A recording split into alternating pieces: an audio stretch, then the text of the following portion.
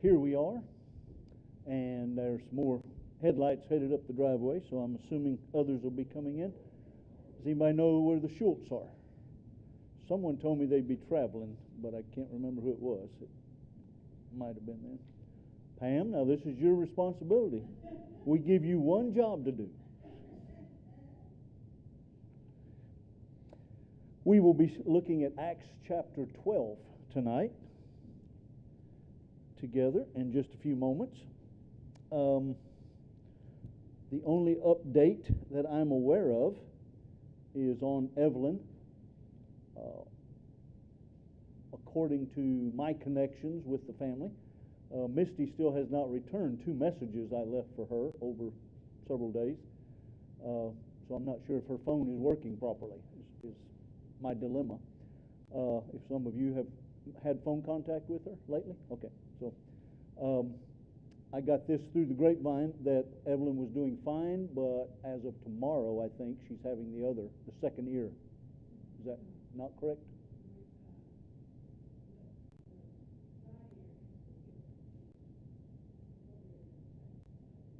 Right. So I thought they've already done one, and so it's going to be a while? Okay. So she's going back probably for a test or something. Okay. Makes sense. Let's continue to remember Evelyn, especially at her young age, going through the hearing process. Did not reach out to Gail today, which I intended to do. Does anybody have an update on him? And there's Troublemaker. We were talking about you before you came in. Yeah, I don't know where this starts or ends. Yeah.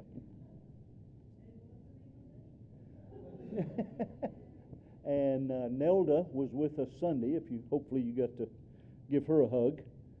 But hopefully her medicines are continuing to improve. Any update on Ginger? Yeah.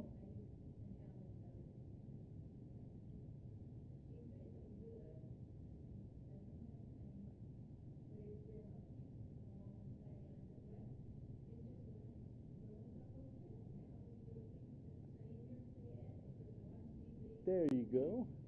And she does have family with her overnight?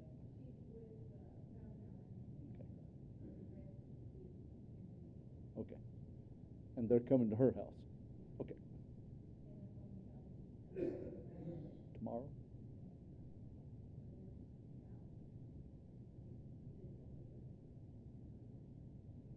All right. So along with Evelyn and Gail and Ginger, are there and Nelda, do we want to update any others that have been on our ongoing prayer?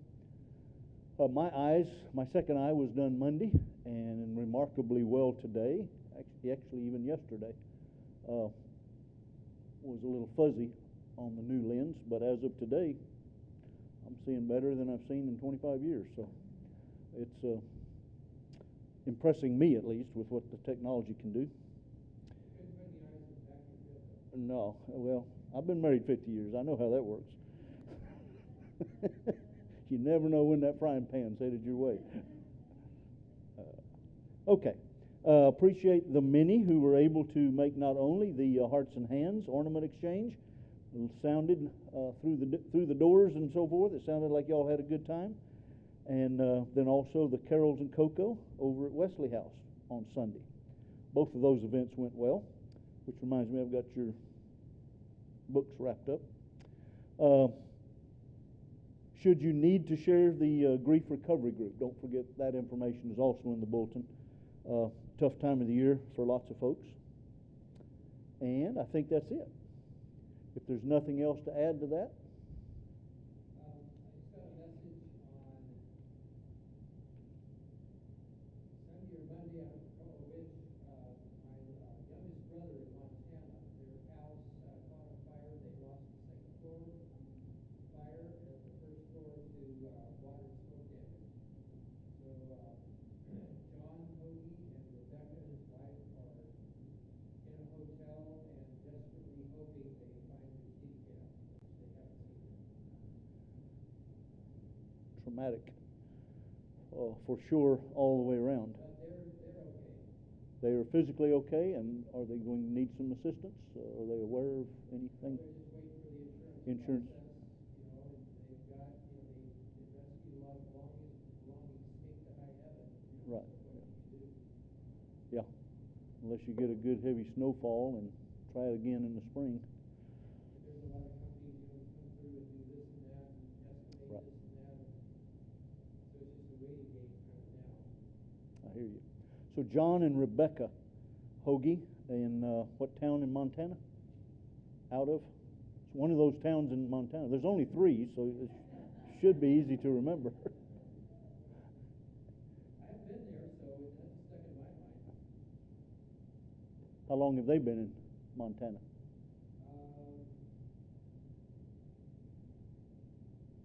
They moved after we did. I'll say 3 or 4 years. Okay. But let's add them to our prayer list as they go through the parade of paperwork that accompanies any such event. What's their songs, Mr. Chuck? 680. 680? Yeah.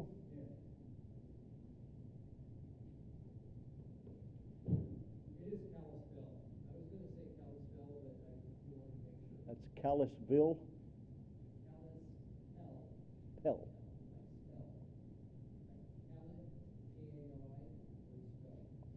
Pell. Kalispell. All right. Have you flown over that, Chuck?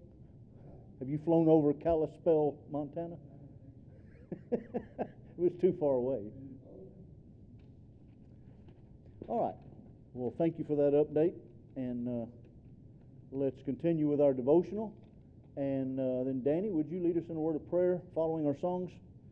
And we'll get underway. How about Brian? I've noticed him Sunday. He's hunting and still hunting? Well, good. He's going to have enough for all of us when he gets back. Oh, boy.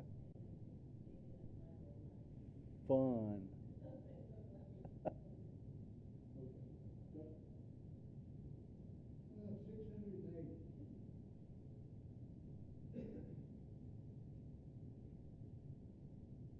I'll say yes, Lord, yes, to your will and to your way. Yes, Lord, yes, I will trust you and obey. When the Spirit speaks to me, with my whole heart I will free, and my answer will be yes, Lord, yes. Lord, I give you all the glory for all you've given me. You have filled my life with delight overflowing.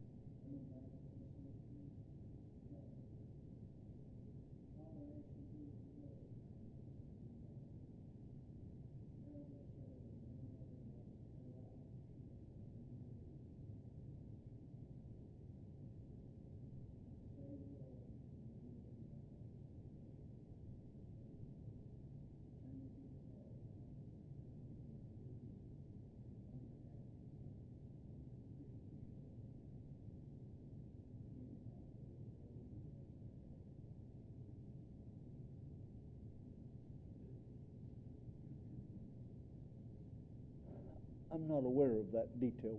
Is there more you could share with me? 17-year-old lady, young lady, and two other officers died Sunday night. She made a long move, cut off some arm, broken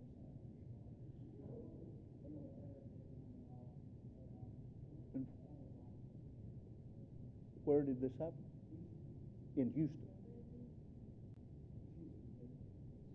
She's from Whitney, okay.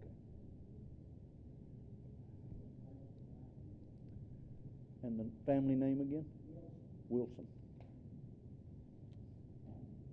Thank you. I appreciate that.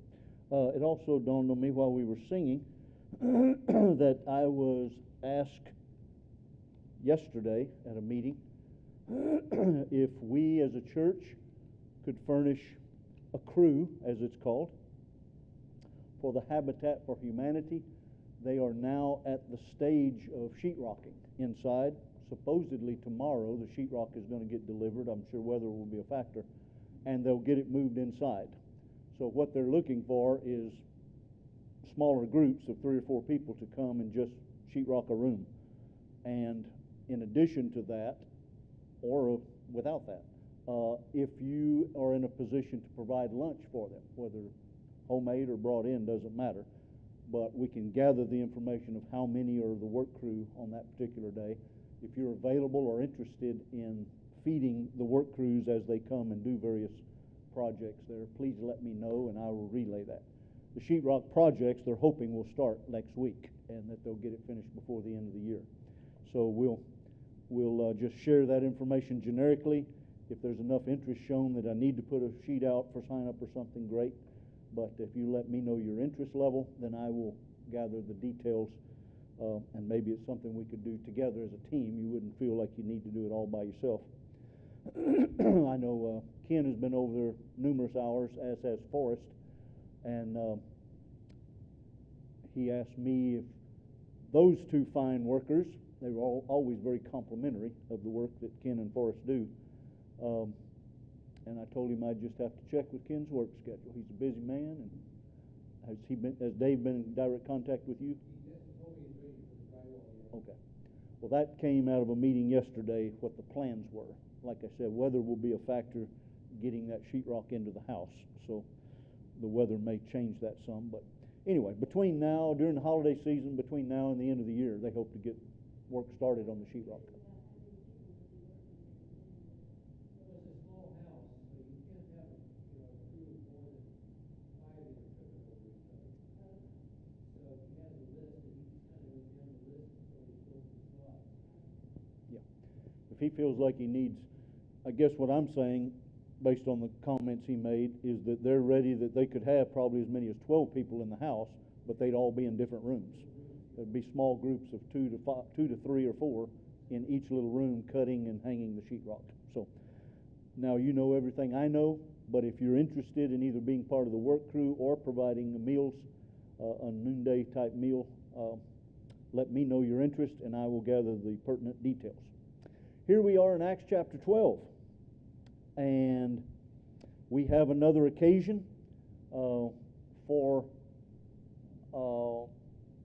persecution to arise, and as we'll read together in just a moment, we'll see what the incident was, or the situation was that brought this on. What was the last major persecution effort about? What was the catalyst that Stephen's death? Okay, so once the rocks start flying, it's pretty easy to snowball down the hill. That was evident throughout man's history, but in our discussion tonight, certainly in John the Baptizer's case, when the rowdy moments of a banquet brought about a tragic result, the death, of course, of our Savior, and his mob rule, crucify him, became the slogan on the streets. And then perhaps many of those same voices were the ones who were listening in on what must we do to be saved in Acts chapter 2. So I think these are all case in points cases in point about the human nature that we should be aware of and cautious about getting caught up in the moment. And that's a pretty broad rule of life. It goes in a lot of directions, not just in a religious or spiritual tone. It's a human trait that we need to be fully aware of and pass that along to other generations as well. Three little hints from the end of 11. Yeah. Barnabas, Antioch, famine. We're going to hear more about all of those. Okay. What was it about Antioch that's noteworthy? I'm looking particularly at verse 26.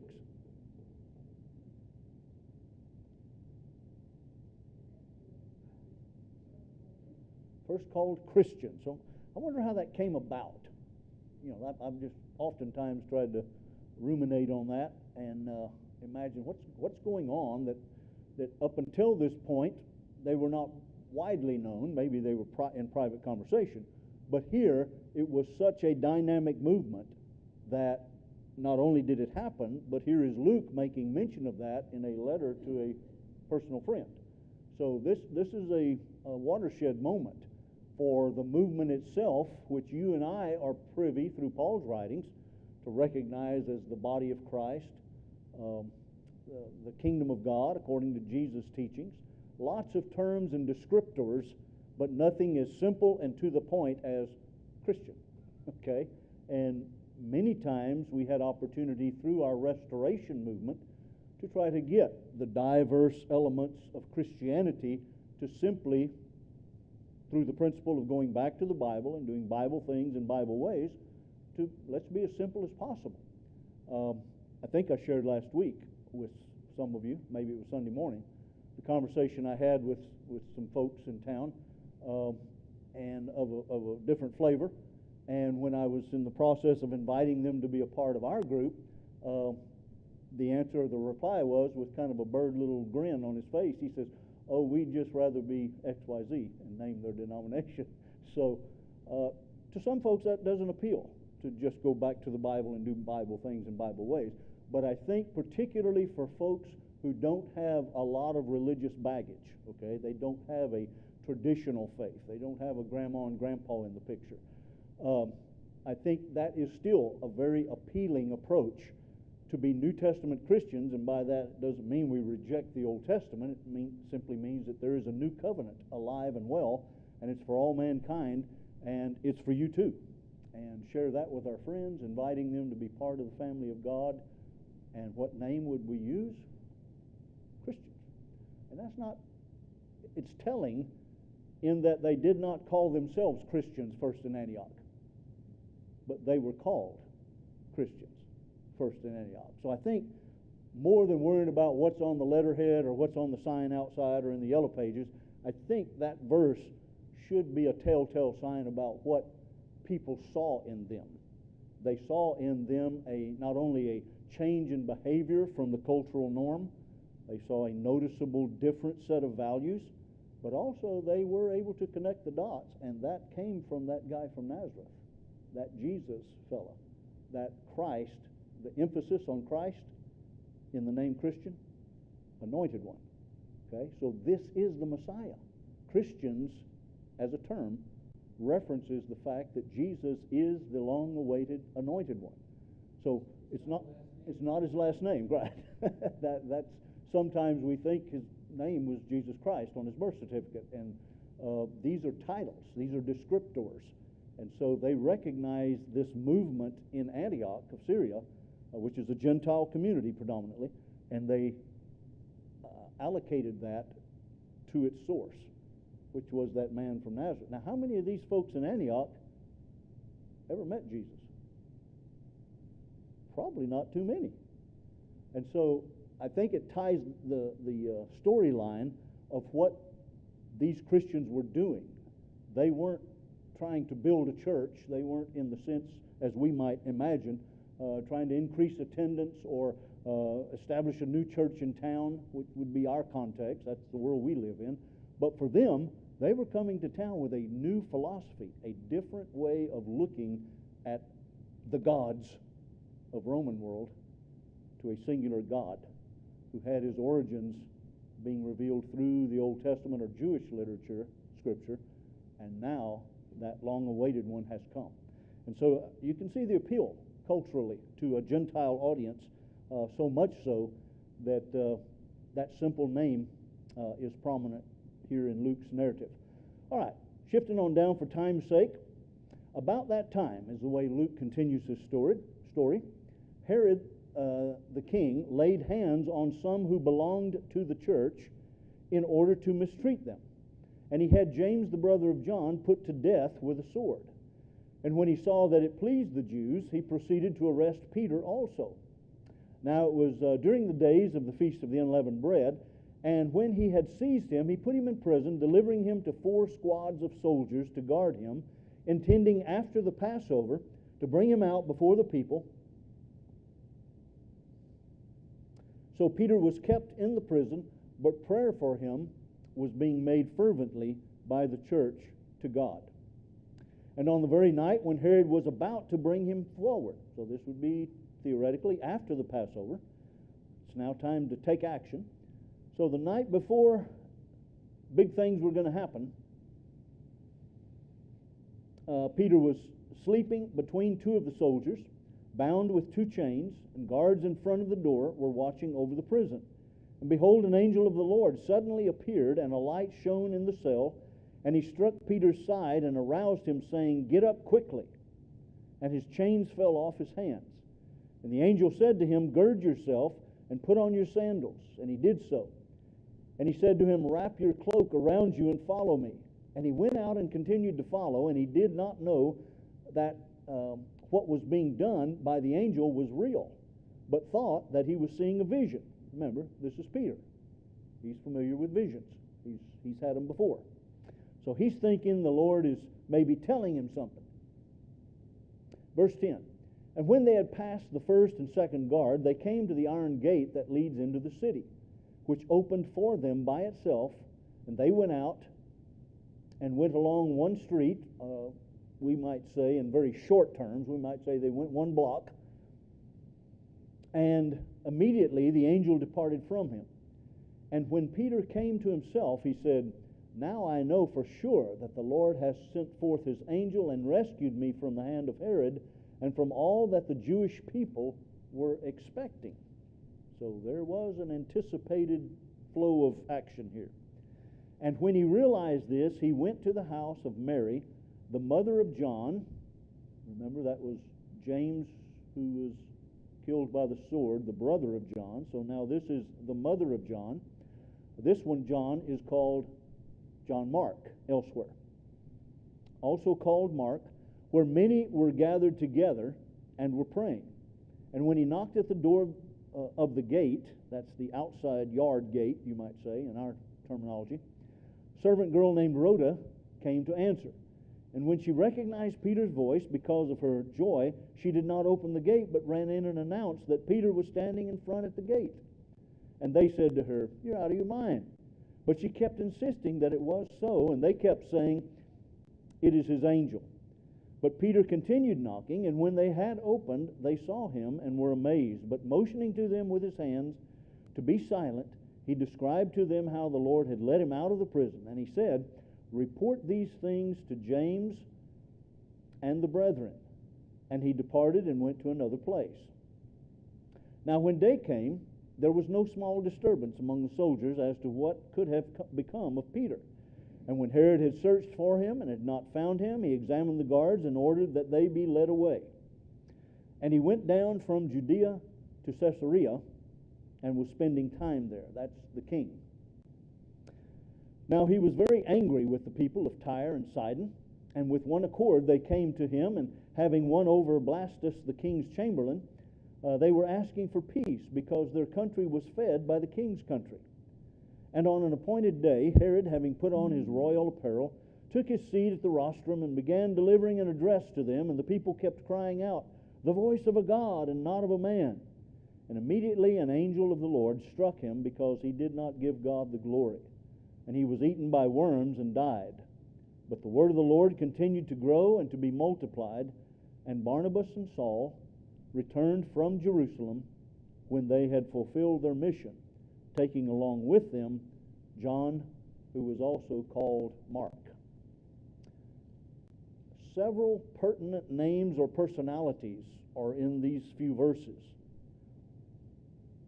How does it strike you if you were Luke writing to a friend Theophilus about this Christ, this anointed one from Jerusalem, and you're trying to interest him or inform him? Why would all of these particulars be important? All of them are in there, it seems, for a reason. What's the rationale of Luke, do you think? We're assuming led by the Spirit. What does Theophilus need to hear in all of this? This happened and that happened. These are the people. They lived over here. After this happened, he said that and then went there. Is this a verifiable story that Luke is sharing? He's naming names. He's pointing at places, real streets. Okay? So this is a non-fictional book. He's not writing a personal letter about me and all the things that have happened to me. Doesn't seem to be too inclined with what's going on in Theophilus' life. He's staying focused on the message. And sometimes, it has been my experience, that's where our evangelism goes awry, is if we get off track. If we forget that Jesus is the focal point, okay? When we share Christ with others, it's a totally different projection and reception if we come across as sharing the church, okay? This is the storyline of Christ and the impact, the influence he's had on lives, and these lives have real names. So the example of evangelism, Luke is quick to pick up on. Remember, he's an educated guy. He's a professional. And in his relationship with Theophilus, he's wanting Theophilus to know that I have done my homework, which it says in the opening pages. He has researched these matters in the opening of Gospel of Luke. All right. So what is Herod's vantage point in the murder of James, brother of John, and what he intended to do with Peter? What's the dynamics going on? So even though the Herods were not Jewish, they were Idumeans, or go back way farther, Edomites. Herod the Great, Herod's grandfather, had married a descendant of the Maccabees, a Jewish woman, Mariamne, and so they had tied their Herods had tied their fortunes to the Jewish nation, the Jewish people. And so one way to tie themselves to the Jewish people is to keep the Jewish customs and religion and support the Jewish customs and religion. So the mainstream of the Jewish customs and religions is the high priest and the Jewish leaders in Jerusalem. Then Herod Agrippa here is going to do what makes them happy, the Jewish leaders. Hmm. And to the extent the Jewish leaders had sway over the people, however many people were following them, lock, stock, and barrel, Herod's also making the people happy. So whatever he can do to keep his favor with the Jewish leaders, people, and nation, he's going to do it. And if it helps him to get their favor by rounding up Christians, he'll do it. Okay. Could we summarize that by simply saying Herod was a good politician? No, he's a good politician. He's a poor statesman, but he's a great politician. Politician's intent is to stay in office. That's his life goal, is to stay in charge. What does a politician typically, and I'm saying this universally, not locally, the concept of a politician, what does he want? Why does he want to be a politic? Power is one. Control, okay, offspring of power. George? Riches, money, okay, taxation. It's important to realize that when our country was being formed, immigrants from Europe, broadly stated, that there were professors of history at University of Scotland. What's that called? University of something, Scotland, Edinburgh. Who were saying and writing, they're on record as saying democracy will not last. Nothing against America, just democracy as a concept will not last, and they gave the reason historically. You want to guess what that was? Because it gives to the people the voice which is eventually going to be turned towards what goes in my pocket. Okay? So you're flipping the politic until the people who allegedly have the voice are the ones who are benefiting. So I need to keep people in power who keep throwing money my way. By its very nature, by the concept of democracy, it is doomed to wear itself out, okay? Because the masses tend to go, back to this lock, stock, and barrel term that Ken used, we follow the wealth. We follow what's in my best interest. Right, and it's self-rule would be... So, anyway, I'm just saying that was an observation. Nothing against American politics or where we are in that journey. It's just a part of human nature is what I'm pointing out. And it's identifiable. You look at culture after culture and how it has come and gone, and you see the same pattern. If you take it all the way back to Adam and Eve ruling in Eden, how did they get out of step? They had power allotted to them. Was what? Choice. And so what did they choose to do? We're going to be like you. We're going to be in the driver's seat. Satan's ploy was he's just jealous. He doesn't want you to be like him, which is the very thing God was up to, is to make us in his image. Okay? So it's an interesting phenomenon to see Herod at work as just one of many, many, many icons of how human nature works as a group. Not only do we fall, goose step behind dynamic, charismatic personalities. Was reading on a lady doctor that had done research on the idea of charisma. What makes charisma? And her analysis was, after numerous projects and looking into it, was, first of all, she called it warmth, and then expertise. You don't really have to have the expertise, but if you come across as having the expertise, you don't really have to be a caring person as long as you come across warm, okay? If you are perceived to have warmth and expertise, you put those two together and you have charisma. And with that, a good politician, an effective Herod, knows that I need to come across to the people as caring.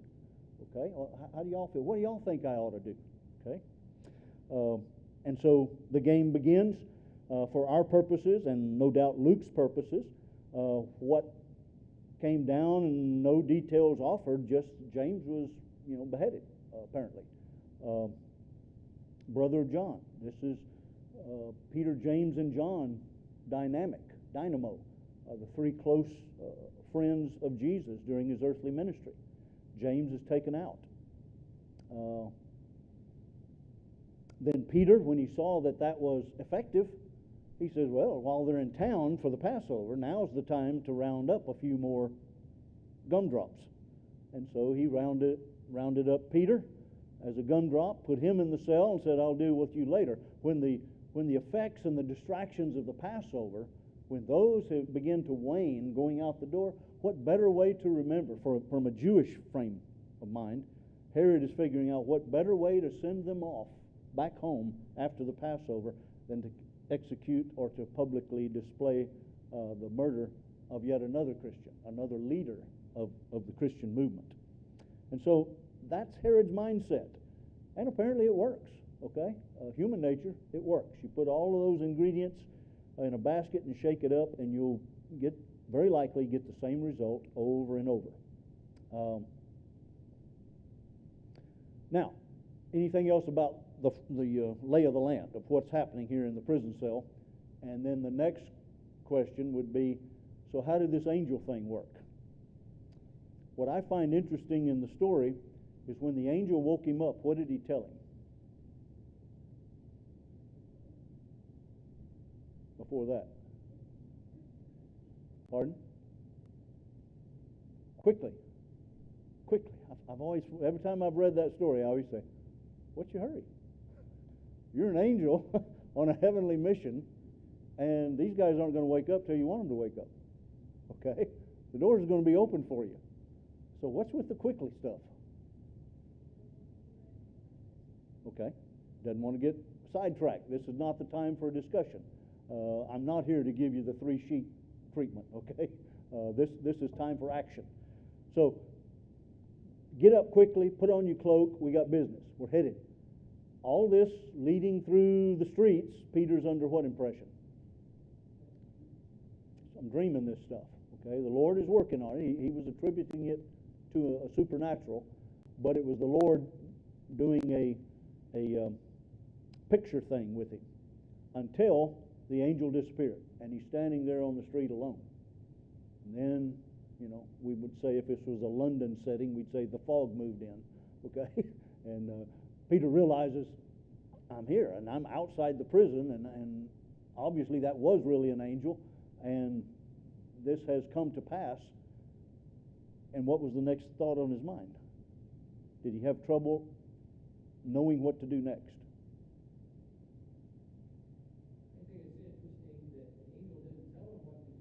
Exactly. Exactly. Would you say this angel was an answer to prayers?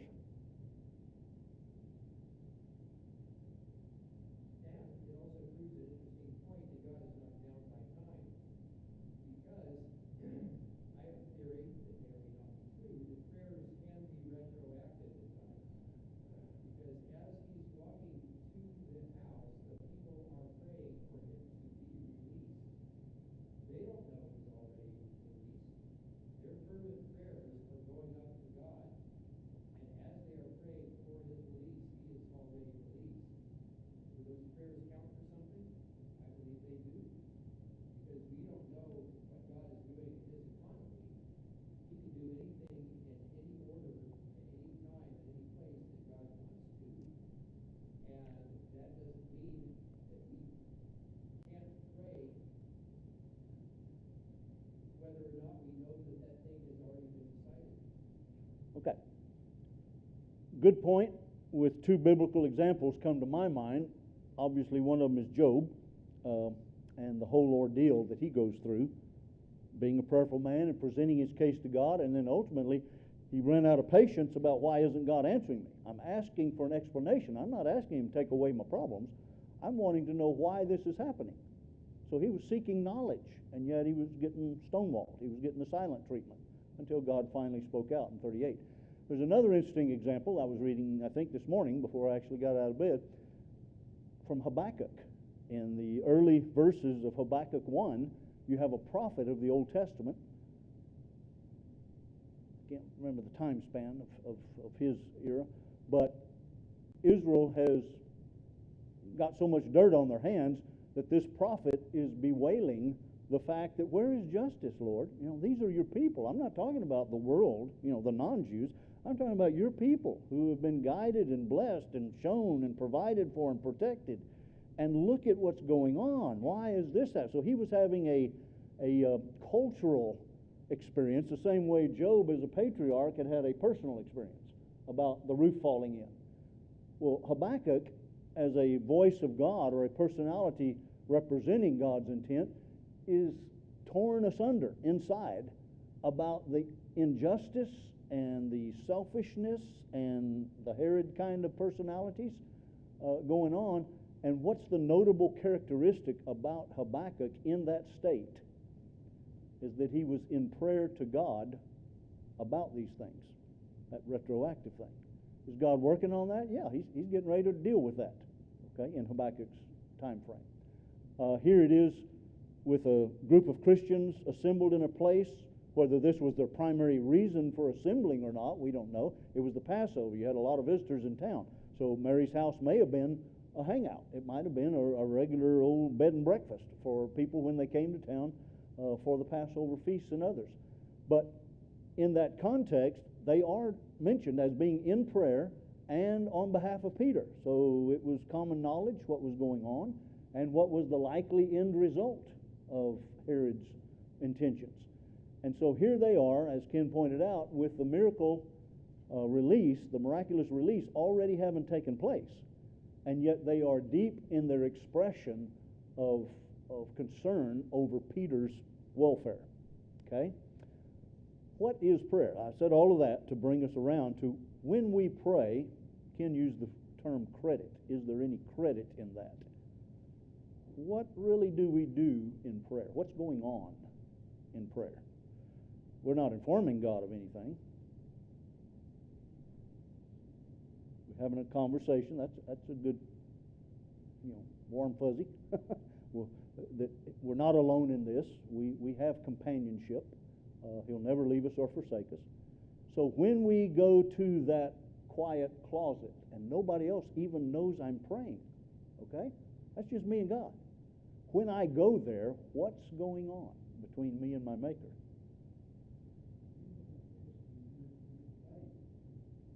Trust. You're saying you're in control. Okay. That whatever His plan is, that's why sometimes we'll hear it phrased or expressed with that, "Thy will be done," which of course is a phrase Jesus mentored for us.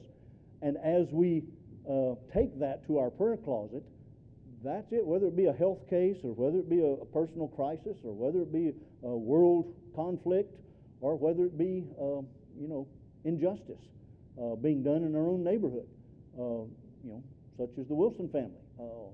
That's when life gets real. Is when stuff like that is on the front burner. And it's in moments like that what's the natural man tendency? When things aren't going as we plan, what's our natural man tendency? I can tell you by experience. We shake our fist at God. We get upset with the way God's doing it. Rather than going, not fair. This is not how it's supposed to happen. Okay? And so what prayer is that realization that I'm not in control.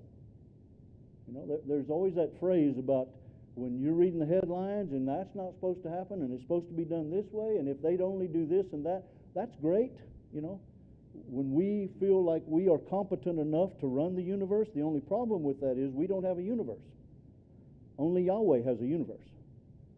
And so try as we might to think like God, there is that natural man tendency to reach out and pluck that fruit. To take the very thing that He said, don't grab that.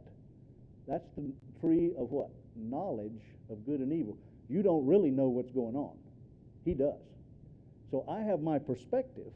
I have my inclinations. I have my feelings.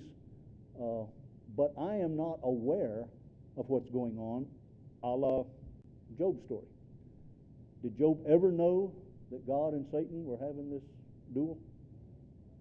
Not as far as we're told. This is something between God and Satan. And the friends never find out. All they ever find out is you've spoken wrongly, Job has spoken rightly. So you owe Job an apology. It's what he told him. And then Job, before he was blessed, he's already expressing forgiveness to his friends. Okay? It's all right. You were doing the best you could. The point is, try as we might to be wise old sages, we do not have a universe to rule. That's God's universe. And number one flag on our wall should be real cautious when we go to God in prayer. He's perfect, it seems to me, He's perfectly fine with our misgivings, our shortness of understanding, our challenging nature, of wanting to know what's going on like Job. He didn't slap Job or push him aside because of Job's attitude. Job was an inquiring mind. He wanted to know why this stuff was happening. God's not afraid of that. This is a lesson I've had the privilege of teaching to teenagers over the decades, particularly in a camp setting, that God is not afraid of our questions. Okay? You can just ask God any old question you want. Just remember that He's not asking you to run the show for Him. Okay? He's not asking me to fix all the problems with the world. He's working it out, and it's all going to come into balance in the right time. So another thing that's interesting about prayer and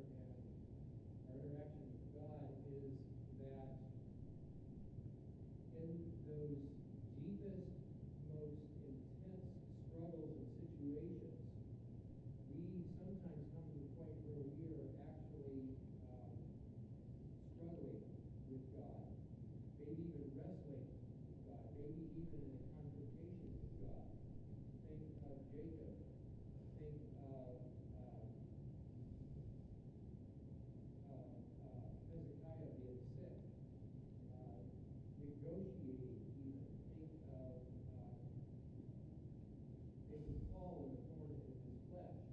Sometimes in those situations, we are almost physically wrestling with God. And sometimes, like Abraham and Sodom negotiated with God. And the thing, and God is not afraid of that. God can handle that. Even when we are at our most upset and frustrated and struggling with Him, and sometimes even doubting that He knows what He's doing, even in those moments, God is still okay. We haven't hurt Him. His feelings don't get hurt. But we have to remember that in those negotiations with God, God always wins. But at the same time, the negotiations are still in good faith. Mhm. And that is amazing to me, that the negotiations that we have with God are in good faith. God is a real, honest player in the game, with skin in the game, and yet He always wins. We're always in good faith, and He always wins. So again, that's God always looks at the heart. He's not looking at the conversation that's going on. He's reading our hearts when we're in prayer to Him, when we're having these private moments of concern, distrust, and say, what if this is all a made-up story, and come that last breath, there really is nothing on the other side, and we have those kinds of concerns. God says, I'm with you. I know what you're feeling. The element of trust and commitment to that trust is what God has chosen to focus on throughout human history.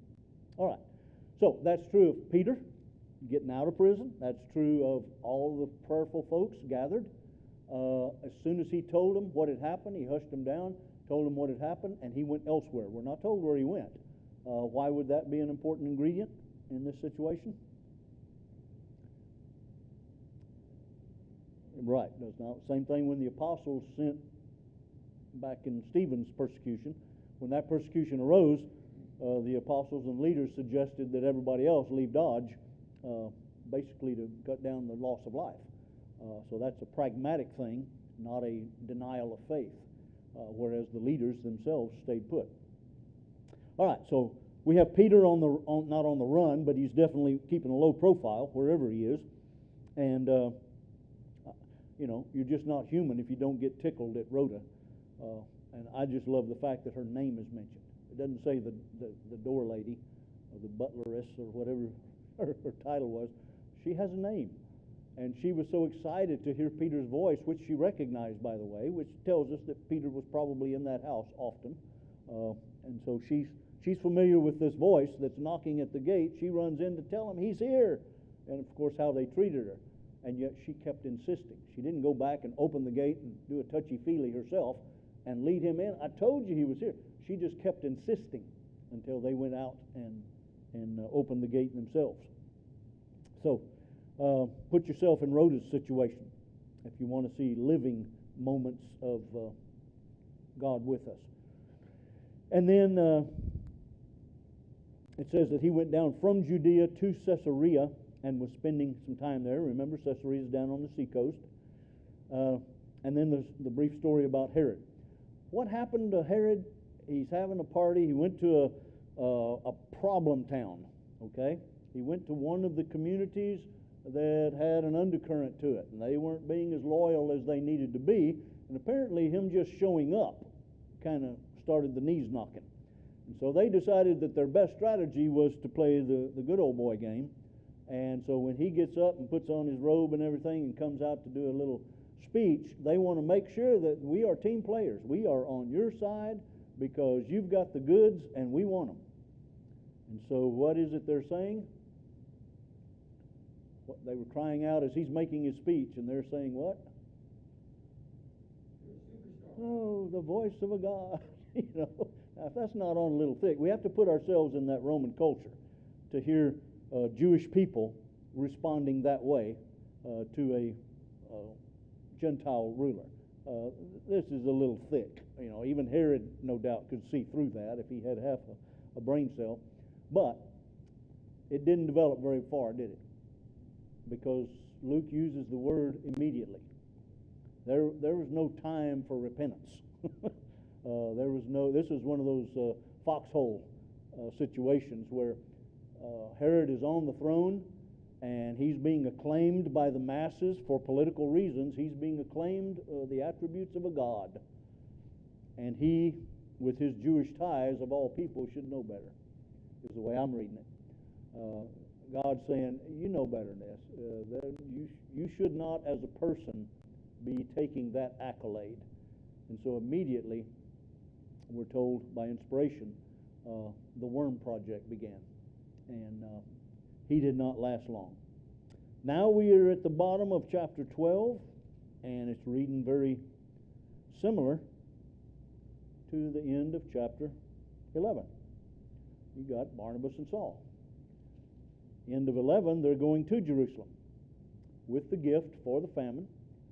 End of chapter 12, they're returning from Jerusalem. And in that relationship, who are they taking with them? John Mark, who lived at the household, we presume, where the prayer meeting was being held. So you can see the flow of thought, the connecting of the dots in this storyline that Luke is sharing with Theophilus. And each of them is a dynamic of God's Spirit, God's kingdom at work. Each has their role. Each is affected differently, and each is responding differently. And yet it's God working in concert to accomplish His will over the long run. That's important as we see this dynamic duo of Barnabas and Saul change color until it's going to be Paul and Barnabas, and then we will see it change color again when they have a difference between themselves and go their separate ways. And yet the kingdom marches on. I use that as an overture example of sometimes we get caught up in the moment, and by faith we should be more inclined to let the big picture prevail. Let the reality that I don't know where God's headed with this, but He's headed in the right direction. I'm with Him. I don't need my own bus ticket. I'll just ride with Him. Okay? Other comments before we dismiss? I'm just a little bit sad for the guards that even though the guards apparently have done nothing wrong, they're supposed to be executed. And it puts a little bit of a splotch on the story. But the splotch isn't on God, the splotch is on Herod. Because just like his grandfather had murdered the babies who had no fault of their own, here Herod has the guards executed through no fault of their own, which proves the ruthlessness, the paranoia, and the absolute cold-heartedness of the whole Herod plan Yeah. when it comes to getting their way. And I'd say probably that culture in general. The ruling power stayed in power by the hard-nosed definitive action.